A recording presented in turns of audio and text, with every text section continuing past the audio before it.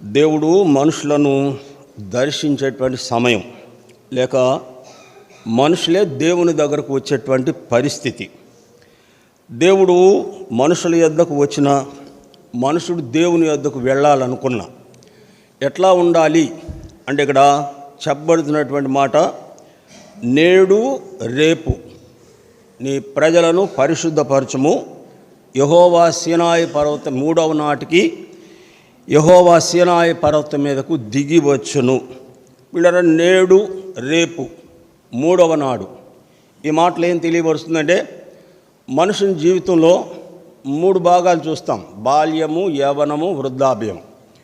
ఇక్కడ లేత వయసును నడిప్రాయమును గతించిపోవును, నీ దేహమును చెరుపు దానిని తొలగించుకొనుము. ఇక్కడ దేవుడు వారు తమ బట్టలు ఉదుగుకొనవలెను అని ఇక్కడ మోషేకు దేవుడు ఆజ్ఞాపించిన మాట చూస్తాం. ఇప్పుడు ఈ బట్టలు దేన్ని సూచిస్తున్నవి? దైవ గ్రంథంలో ఈ బట్టలు మనుషుని క్రియలకు సూచనగా చూస్తాం. యెషయా గ్రంథం 64:6లో మా నీతి క్రియలన్నీ మురికి పేలికల వలె ఉన్నవి అని రాయబడి ఉన్నది. కాబట్టి వారు తమ బట్టలు ఉదుగుకొనవలెను అంటే అర్థం ఏంటంటే, దేవుని సన్నిధికి వచ్చేటప్పుడు ప్రజలు వారి క్రియలను చక్కపరుచుకున్నటువంటి స్థితిలో కలిగి ఉండాలి. ప్రకటన గ్రంథం 3వ అధ్యాయం 2వ వచనంలో, నీ క్రియలు నా దేవుని ఎదుట సరైనవిగా కనబడటం లేదు అని వ్రాయబడినట్లుగా చూస్తాం. మనుషుని యొక్క క్రియలు దేవునికి ఇష్టమైనవిగా ఉండాలి. ఇక్కడ యేసు ప్రభు సార్దీస్ సంఘాన్ని ఉద్దేశించి, నీ క్రియలు నా దేవుని ఎదుట సరైనవిగా కనబడటం లేదు అంటే, దేవుని దగ్గరకు వచ్చేటప్పుడు మనుషుడు తన క్రియల విషయమై జాగ్రత్త కలిగి ఉండాలి. కారణం ఏమిటంటే, లేవియాకాండం 11వ అధ్యాయం 44వ వచనంలో చెప్పబడిన మాట ప్రకారం, మీ దేవుడనైన యెహోవాను నేను పరిశుద్ధుడను గనుక మీరును పరిశుద్ధులై ఉండునట్లు మిమ్మును మీరు పరిశుద్ధ పరుచుకొనవలెను. ఇలా మనుషుడు పరిశుద్ధ పరుచుకొనకుండా మనుషుడు చేసేటువంటి క్రియలతోనే దేవుని దగ్గరకు వస్తున్నటువంటి వారిని దేవుడు ప్రశ్నించినట్లుగా వ్రాయబడి ఉన్నది. యెషయా గ్రంథం 1వ అధ్యాయం 12 నుండి 16 వరకు చదివితే, దేవుని దగ్గరకు వస్తున్నటువంటి ప్రజలను దేవుడే ప్రశ్నించినట్లుగా వ్రాయబడి ఉన్నది. మీరు నా సన్నిధిని కనబడవలన వచ్చుచున్నారే, నా ఆవరణము త్రొక్కుటకు మిమ్మల్ని రమ్మన్నది ఎవడు అంటే, వారు ఎట్లాగా వస్తున్నారు దేవుని సన్నిధి కంటే, 16వ వచనంలో మీ దుష్క్రియలు నాకు కనబడకుండా తొలగించుడి అని దేవుడు ఇజ్రాయేలు ప్రజలతో చెప్పినట్లుగా వ్రాయబడి ఉన్నది. వీళ్ళ వారు క్రియలు దుష్క్రియలతో నిండుకున్నటువంటి వారై వారు దేవుని దగ్గరకు వస్తూ ఉంటుండగా, దుష్క్రియలతో నింపబడి ఆరాధించేటువంటి వారి యొక్క ఆరాధన దేవుడు ఏమాత్రం కూడాను అంగీకరించడు. 13వ వచనంలో, పాపుల గుంపు నేను ఓర్చజాలను.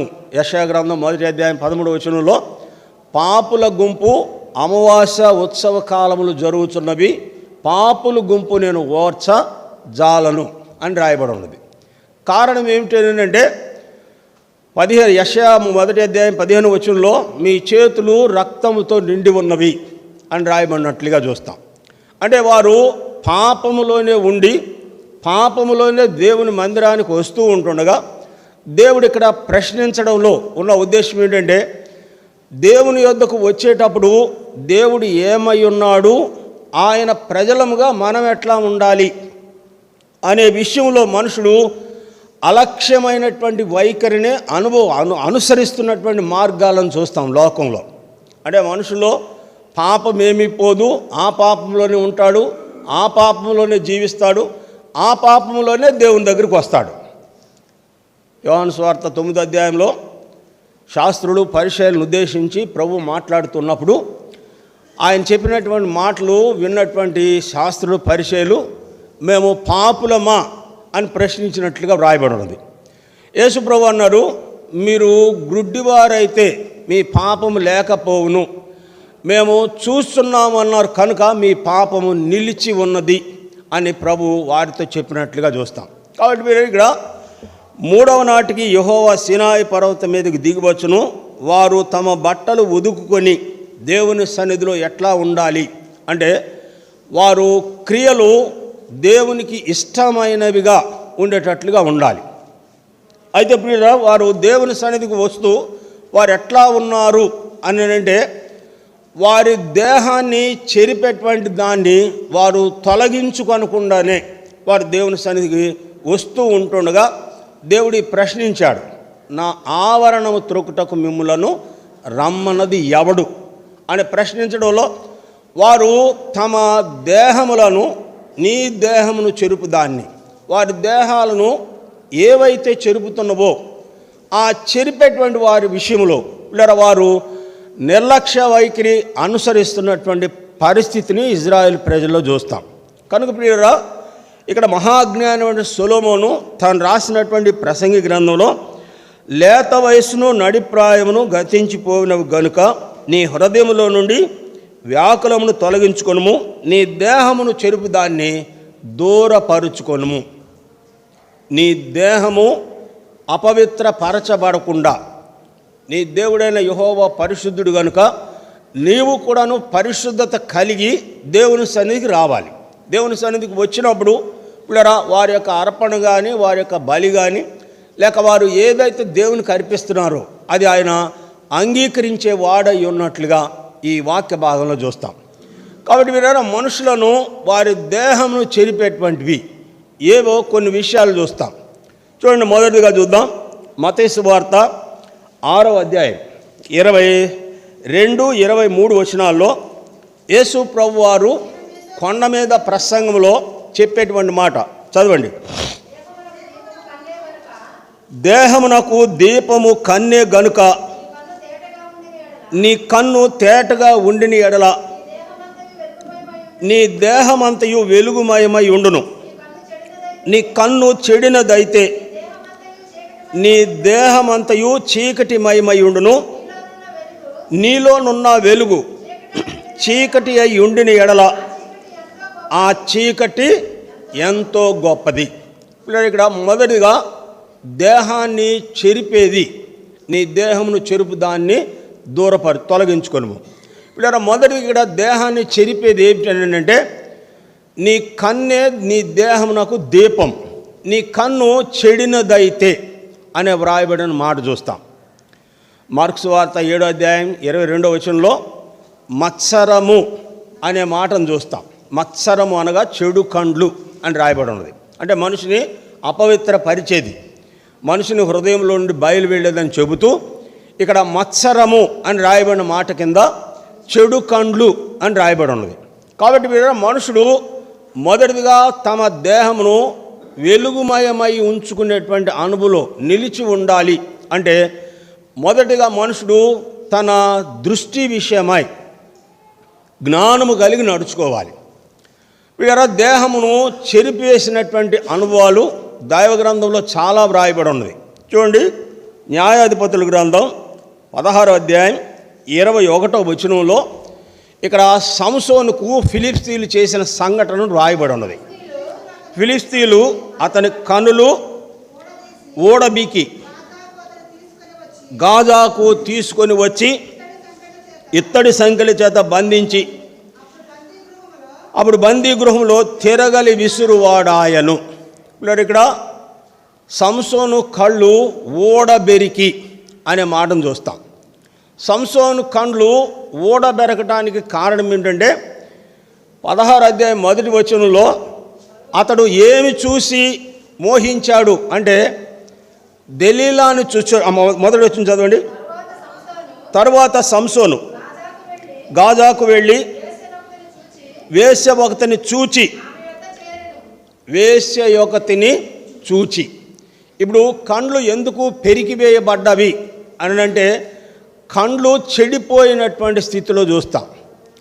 వరపుత్రుడైనటువంటి వాడు ఇజ్రాయెల్ ప్రజలు రక్షకుడుగా దేవుడు ఈ లోకానికి సంసోను తీసుకొని రాగా ఇలా సంసోను యొక్క దృష్టి దేవుని కార్యాల మీద కాక లోక సంబంధమైనటువంటి విషయాల మీదే తన దృష్టి ఉంచినట్లుగా ఈ వాక్య భాగంలో చూస్తాం. ఇప్పుడు అక్కడ గాజాకు వచ్చిన తరువాత అతడు గాజాకు వచ్చినటువంటి పనిని కూడాను మరిచిపోయినట్లుగా చూస్తాం. దేవుని పని విషయమై గాజాకు వచ్చినటువంటి సంసోను వేశ్యను చూసేటప్పటికి పిల్లరా తన దృష్టి మొత్తము మారిపోయినట్లుగా వ్రాయబడి ఉన్నది.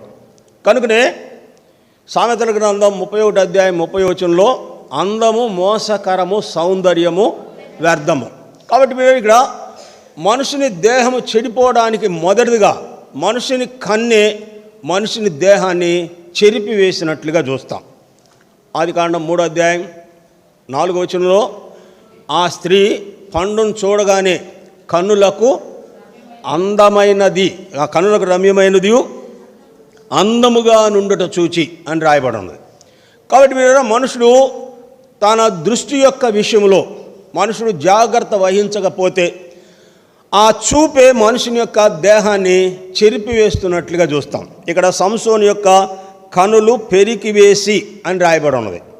ఇప్పుడు ఈ విషయమై సొలొమోను కూడా ఇచ్చిన సాక్ష్యం ఏంటంటే ప్రసంగి గ్రంథం 2వ అధ్యాయం 10వ వచనంలో నా కన్ను ఆశించిన దానిలో ఏది కూడాను నేను అనుభవించకుండా విడిచిపెట్టలేదు అని రాయబడి ఉన్నది.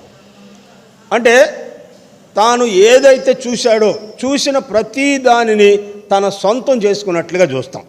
ఇక్కడ ఆఖరకు తన జీవితంలో జరిగింది ఏమిటి అంటే మొదటి రాజుల గ్రంథం 11వ అధ్యాయం అంతా మీరు చదువుతూ వస్తే పిల్లరా దేవుడే తనను విడిచిపెట్టేసినట్లుగా వ్రాయబడి ఉంది. 2-3 సార్లు దేవుడు మాట్లాడినప్పటికీ కూడాను సొలొమోను తిరిగి దేవుని వైపు రాలేనటువంటి స్థితిలో ఉండగా దేవుడు సొలొమోను విడిచిపెట్టినట్లుగా వ్రాయబడి ఉంది. ఇప్పుడు అక్కడ రాయబడిన మాట ఏంటంటే మొదటి రాజుల గ్రంథం 11వ అధ్యాయంలో సొలొమోను కామాతురత గలవాడై అని రాయబడి ఉంది.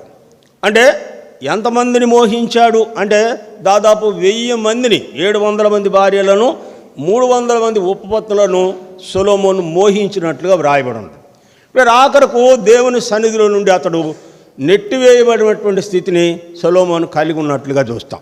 కాబట్టి ఇక్కడ దేవుని దగ్గరకు వచ్చేటప్పటికు యెహోవా 3వ నాటికి సినాయి పర్వతం మీదకు దిగివచ్చును. ఇజ్రాయేల్ ప్రజలు ఎట్లా ఉండాలంటే తమ బట్టలు ఉదుకుకొని 3వ నాటికి సిద్ధముగా ఉండవలెను. దేవుని సన్నిధికి వచ్చేటప్పుడు మనుషుని యొక్క సిద్ధపాటును గురించి వ్రాయబడినటువంటి మాట. దేహాన్ని ఏదైతే చెరుపుతుందో దానిని మనుషుడు దూరపరుచుకోవాలి. ఇక్కడ యేసుప్రభు చెప్పిన మాట, నీ దేహమునకు కన్ను దీపమే గనుక నీ కన్ను చెడినదైతే నీ దేహమంతయు చీకటి మయమయును, ఆ చీకటి గొప్పది. అందుకే రోమపత్రిక 1వ అధ్యాయం 22వ వచనంలో వారి అవివేక హృదయము అంధకారమాయను అని రాయబడి ఉంది. అంధకారం అంటే ఏమీ చూడలేనటువంటి స్థితి, కనులకు ఏది కూడాను కనబడినటువంటి స్థితి. ఐగుప్తు దేశంలో 3 దినాలు కటిక చీకటి ఆవరించగా కూర్చున్న దగ్గర నుండి మనుషుడు లేవలేనటువంటి స్థితిలో 3 దినాలు గడిపినట్లుగా దేవుని వాక్య భాగంలో చూస్తాం. కాబట్టి ఇక్కడ వారి అవివేక హృదయం అంధకారమైన కనుక తాము జ్ఞానులమని చెప్పుకొనుచు బుద్ధిహీనులైరి.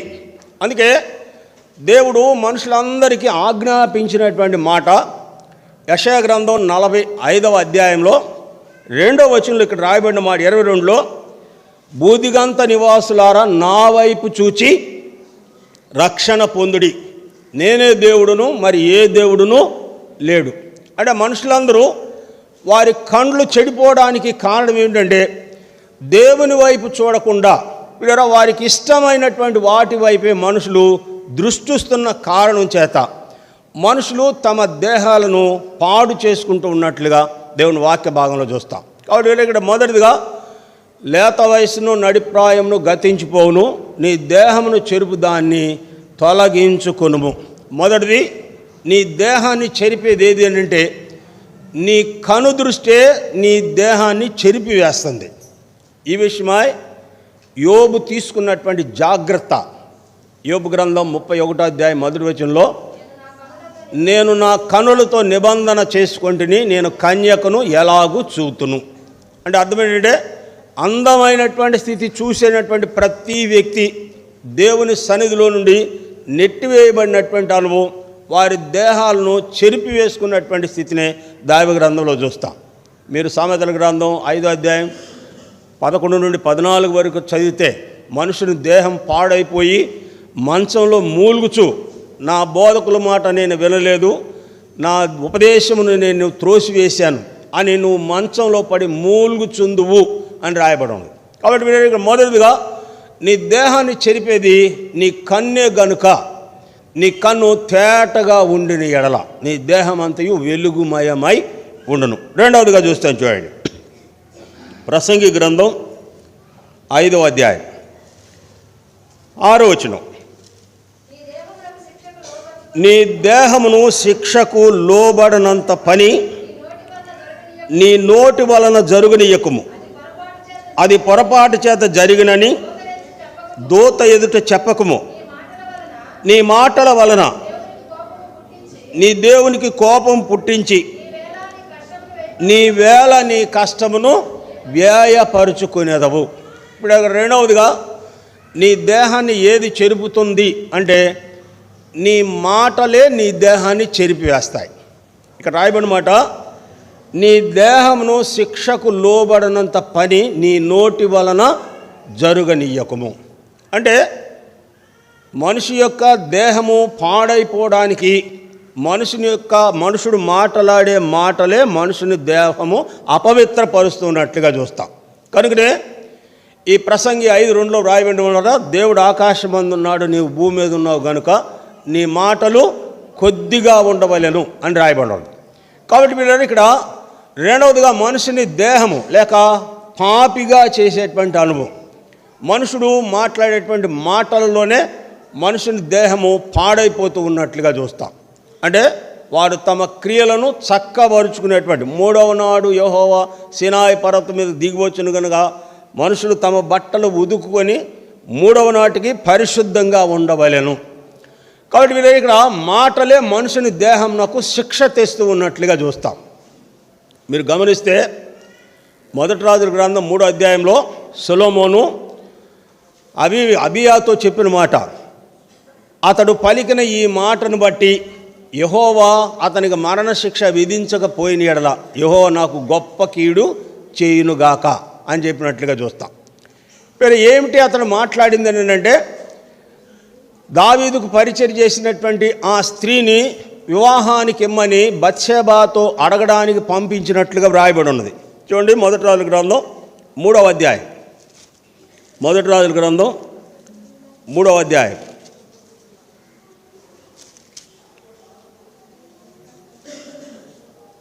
క్షమించండి 2వ అధ్యాయం చూడండి.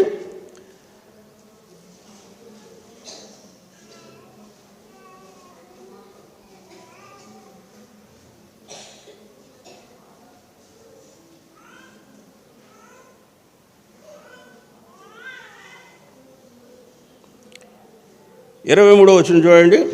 మరియు రాజైన సొలొమోను యెహోవా తోడు ఆదోనియా పలికిన ఈ మాటల వలన అతని ప్రాణమునకు నష్టం రాకపోయిన ఎడల దేవుడు నాకు గొప్ప అపాయము కలుగజేయునుగాక. తర్వాత 26వ వచనంలో రాజు పై వచనం 24 చదవండి. నన్ను స్థిరపరిచి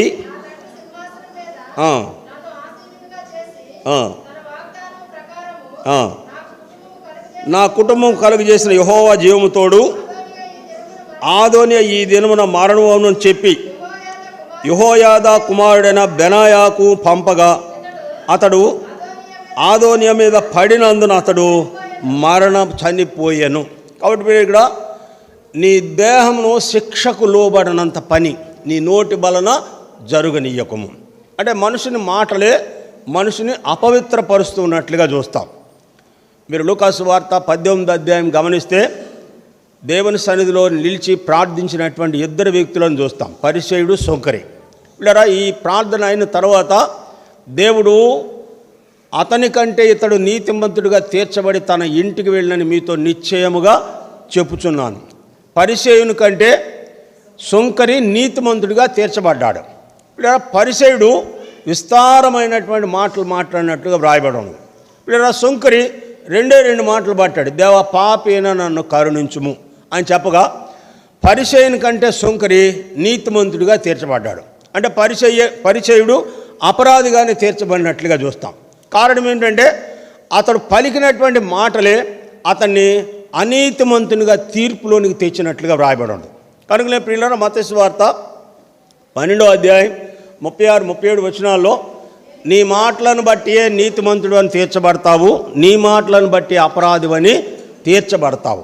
కాబట్టి ఒక దినం వస్తుంది, నీ మాటలన్నిటిని బట్టి లెక్క అప్పచెప్ప. నువ్వు పలికినటువంటి ప్రతి మాట దేవుడు తీర్పులోనికి తెస్తాడని నువ్వు జ్ఞాపకం ఉంచుకోవాలి.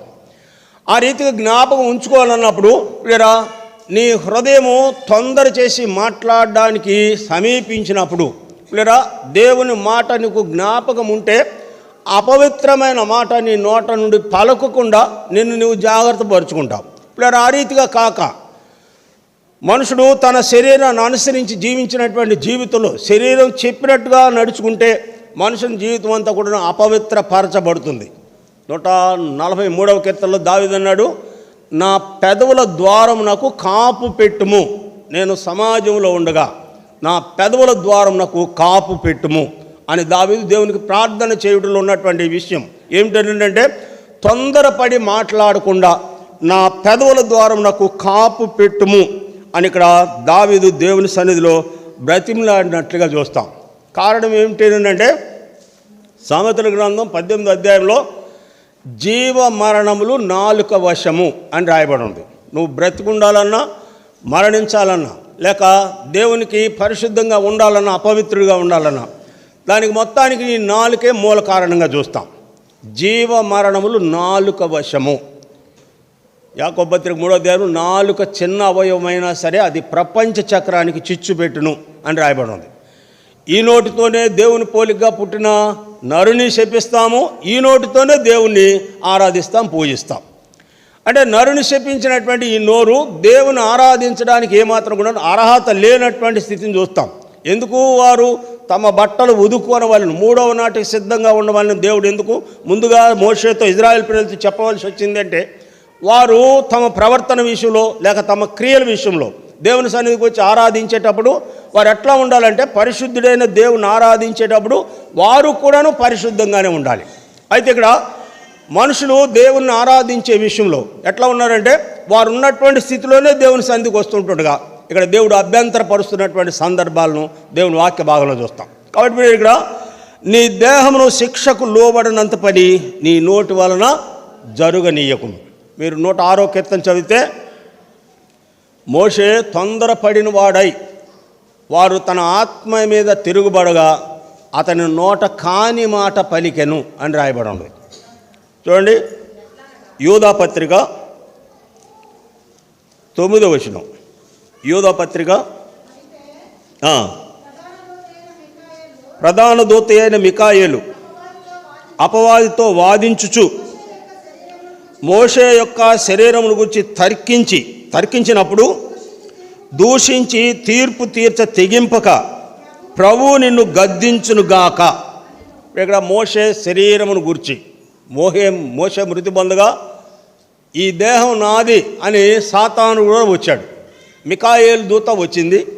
వారికి మోషే దేహం దగ్గర కొంత వివాదం జరిగిన సందర్భం రాయబడి ఉంది. అది రాయబడిన మాట ఏంటంటే, మోషే దేహమును గురించి తర్కించి. ఏమిటి? మోషే దేహం మీద సాతానుడికి అధికారము, నా ఇల్లంతటంలో నమ్మకమైన వాడు, మోషే అందరిలో భూమి మీద ఉన్నవారు అందరిలో కూడా సాత్వికుడు అని ఇంత సాక్ష్యం పొందినటువంటి మోషే దేహం మీద ఇప్పుడు సాతానుకు అంత అధికారం ఎట్లా వచ్చింది అని అంటే, చిన్న మాటే, ద్రోహులారా అన్నాడు అంతే. మేము ఈ బండలో నుండి మీకు నీళ్లు ఇయ్యవలెనా అన్న మాటను బట్టి సాతానుకు మోషే దేహం మీద అధికారం వచ్చినట్లుగా చూస్తాం. అందుకే తీర్పు తీర్చి తెగించక ప్రభు నిన్ను గద్దించునుగాక అని మికాయేలు దూత సాతాను గద్దించినట్లుగా చూస్తాం. కాబట్టి మీరు ఇక్కడ నీ దేహాన్ని చెరిపేది ఏది అని అంటే, నీ మాటలే నీ దేహాన్ని చెరుపుతాయి. నీ దేహమును శిక్షకు లోబడనంత పని నీ నోటి వలన జరుగనీయకము. అంటే వారి నోళ్ళు, వారి మాటలు ఎట్లా ఉన్నవి? లోకంలో జరిగే విషయం ఏంటంటే, దేవుని మందిరానికి వచ్చినటువంటి అంతసేపు నోరు కంట్రోల్లోనే ఉంటుంది. దేవుని మందిరం విడిచి బయటకు వెళ్ళిపోతే లేదా మనుషుడు తన ఇష్టానుసారముగా మాట్లాడేటువంటి ప్రజలను లోకంలో చూస్తాం.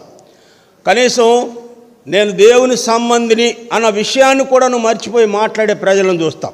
అంటే దేవుని భయం ఉన్నటువంటి వ్యక్తి నేను దేవుని సంబంధిని అని ఒకసారి అతని మనసులో జ్ఞాపకంలో ఉంటే ఆ మాట్లాడేటువంటి మాటలు ప్రియరా మాట్లాడకుండా ఆపేస్తాడు. దేవుని భయం లేనటువంటి మనుషులు వారి నోటుకు ఏ విధమైనటువంటి అడ్డు ఆపద లేకుండా మాట్లాడే ప్రజలను చూస్తాం. ఆ రీతిగా ఉన్నటువంటి ప్రజలను చూసిన దేవుడు వారు తమ బట్టలు ఉదుకు కొనవలెను. 3వ నాటికి యెహోవా సీనాయి పర్వతం మీదకి దిగివచ్చును కనుక 3వ నాటికి వారు సిద్ధముగా ఉండవలెను. దేవుని సన్నిధికి వెళ్ళేటప్పుడు మనుషుడు తన ప్రవర్తన విషయంలో దేవునికి అనుకూలమైనటువంటి స్థితి కలిగి ఉండాలనేదే ఇక్కడ దేవుడు మోషే చెబుతున్న మాట చూస్తాం. ఎలా ఉన్న వస్తున్నప్పటికీ కూడాను వారిలో ఏ విధమైనటువంటి పరిశుద్ధత లేనటువంటి స్థితిలో వస్తూ ఉంటాడుగా ఇక్కడ దేవుడు మనుషులను ప్రశ్నించిన సందర్భాలను చూస్తాం. మొదటిది నీ దేహాన్ని చెరిపేది నీ కన్ను, రెండవది నీ దేహాన్ని చెరిపేది ఏదంటే నీ మాటలే నీ దేహాన్ని చెరిపివేస్తాయి. మూడవదిగా చూస్తాం చూడండి, యెషయా గ్రంథం 42వ అధ్యాయం, యెషయా గ్రంథం 42వ అధ్యాయం 20వ వచనం. నీవు అనేక సంగతులను చూచున్నావు కానీ గ్రహింపకున్నావు, వారి చెవియొగ్గిరి కానీ వినకున్నారు. రెండవది మూడవది ఏది నీ దేహాన్ని చెరిపేదంటే దేవుని మాట వినకుండా నీ చెవే నీ దేహాన్ని చెరిపివేస్తున్నట్లుగా చూస్తాం. వారు చెవియొగ్గిరి కానీ వినకున్నారు. సంఘములకు ఆత్మ చెప్పుచున్న మాటలు చెవిగలవాడు వినుగాక అని అంటే అర్థం ఏంటంటే వినడము అంటే అర్థం ఏంటంటే మత్తయి సువార్త 21వ అధ్యాయంలో ప్రభు చెప్పినటువంటి ఉపమానమే. తండ్రికి 2 కుమారులు ఉన్నారు. పెద్దవాని దగ్గరికి వెళ్ళి నేడెళ్ళి ద్రాక్ష తోటలో పని చేయమని చెప్పగా వాడు నేను వెళ్ళను అన్న తర్వాత మనసు మార్చుకొని వెళ్ళాడు. వాడు వెళ్ళను అన్నాడు కాబట్టి 2వ కుమారుడు దగ్గరికి వెళ్ళాడు. వాడు వెళతాను అన్నాడు, వెళ్ళలేదు. ఈ విషయాన్ని చెప్పి తండ్రి మాట విన్నది ఎవరు అని శాస్త్రులను అడిగాడు.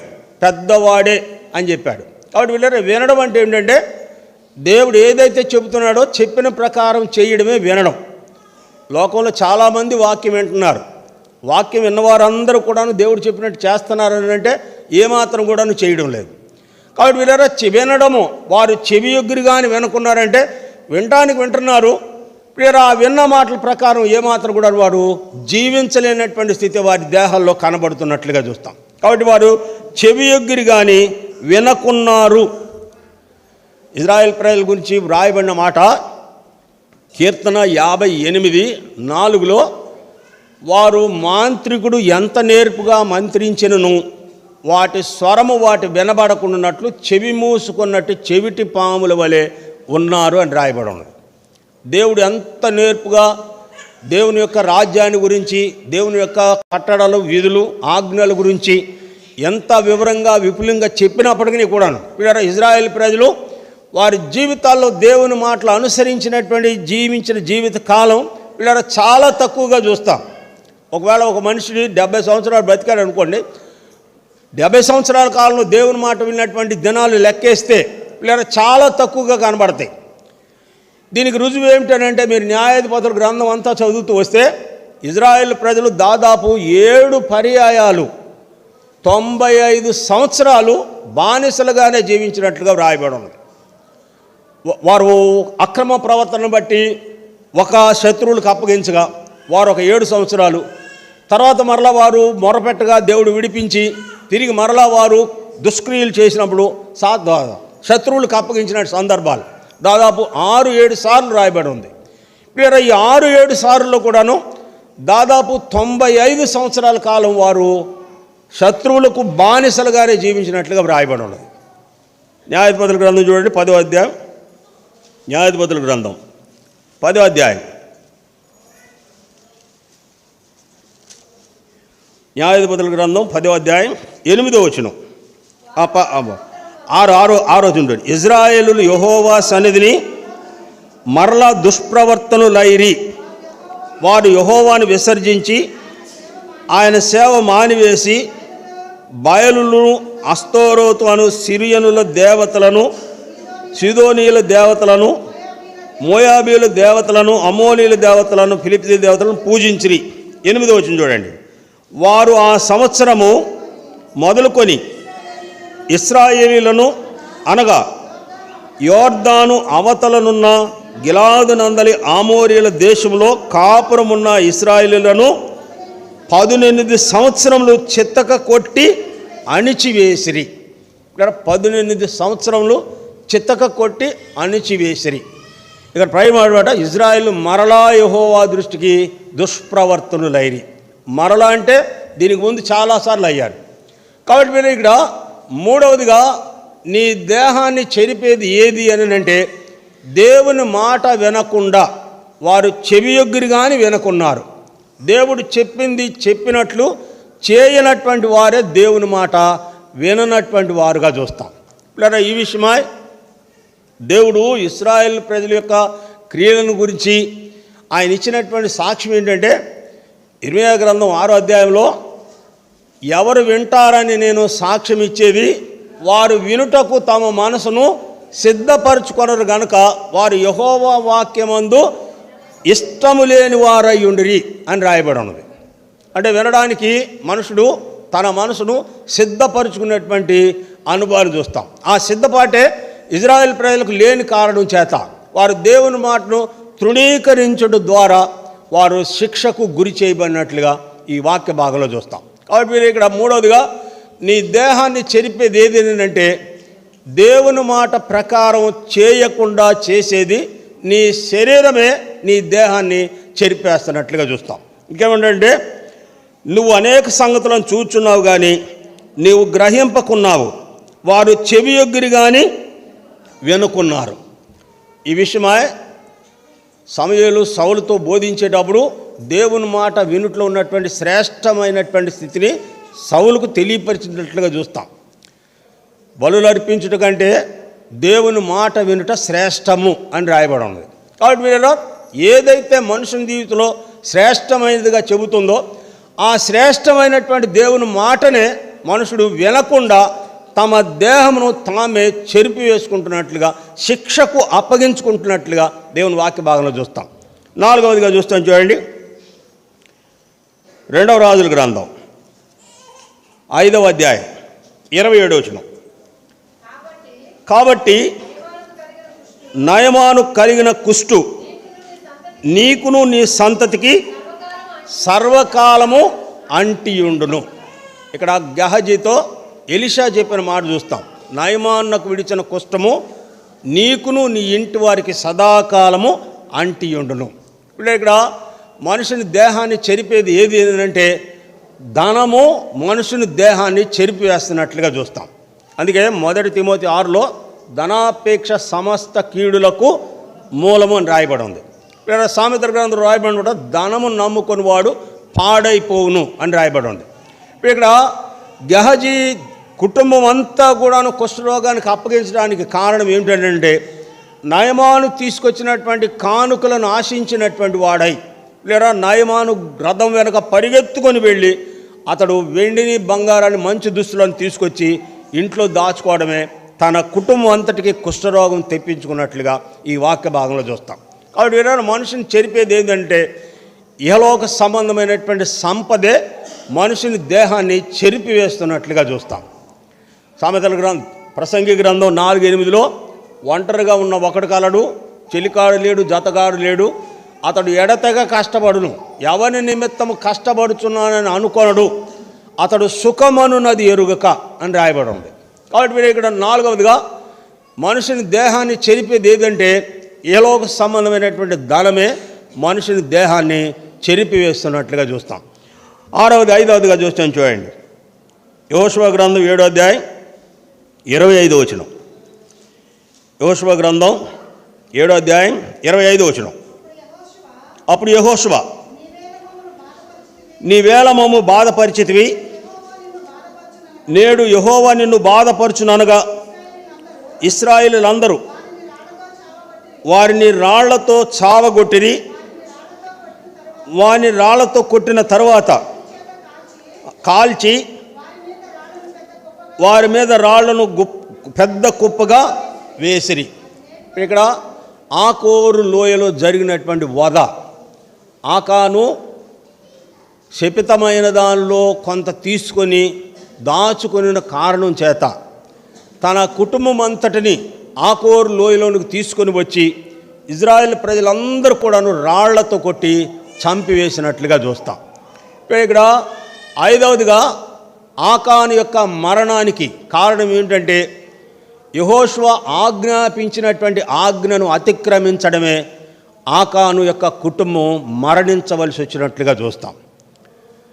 యెహోషువ యెరికో పట్టణాన్ని జయించిన తర్వాత మొట్టమొదటిగా ఇచ్చిన ఆజ్ఞ ఏమిటంటే ఈ శపితమైన దానిలో ఎవరైనా ఏదైనా తీసుకుని ఎడలా వాడు శాపగ్రస్తుడవుతాడు అని ఆజ్ఞాపించినటువంటి ఆజ్ఞను ఆకాను అతిక్రమించగా ఇక్కడ తన కుటుంబం యావత్తు ఆకోరు లోయలో మరణించినట్లుగా చూస్తాం.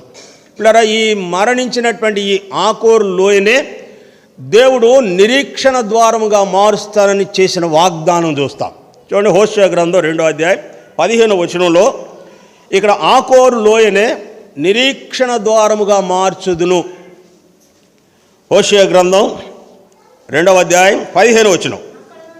అక్కడ నుండి దాన్ని తోడుకొని వచ్చి ఆకోరు అనగా శ్రమగల లోయను నిరీక్షణ ద్వారముగా మార్చుదును. ఇక్కడ ఆకోరు లోయను తిరిగి మరల దేవుడు నిరీక్షణ ద్వారముగా మారుస్తున్నట్లుగా చూస్తాం. ఇప్పుడు అర్థం ఏంటంటే ఎఫెసీ పత్రిక 2వ అధ్యాయం 1వ వచనం రాయబడిన ప్రకారం మీరు మీ పాపముల చేతను అపరాధముల చేత చచ్చిన వారై ఉండగా క్రీస్తుతో కూడా ఆయన మిమ్ములను బ్రతికించెను. ఇప్పుడు ఎట్లాగా వారు బ్రతికించబడతారు అని అంటే 2వ దినవృత్తాంతాల గ్రంథం 29వ అధ్యాయం చూడండి. 2వ దినవృత్తాంతాల గ్రంథం 29వ అధ్యాయం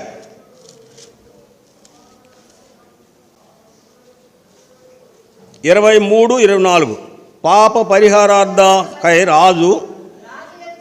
రాజు ఎదుటికి సమాజం ఎదుటికి మేకపోతులను తీసుకొని రాగా వారు తమ చేతులను వాటి మీద ఉంచిన తరువాత యాజకులు వాటిని వధించిరి.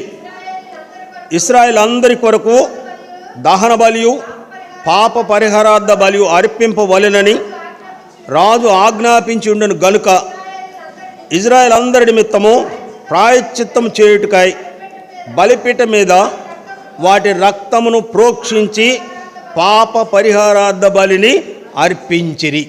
ఇక్కడ హిజ్కియా రాజుగా చేసిన తరువాత తన తండ్రి అయినటువంటి ఆహాజు కాలంలో దేవుని మందిరాన్ని మూసివేసి దీపం ఆర్పివేసి మందిరమునంతా అపవిత్రపరిచిన తరువాత హిజ్కియా రాజుగా చేయబడిన తర్వాత మందిరం అంతటిని బాగు చేసి ఇలా ఇజ్రాయెల్ ప్రజలందరి నిమిత్తమై అతడు బలి అర్పించినట్లుగా చూస్తాం.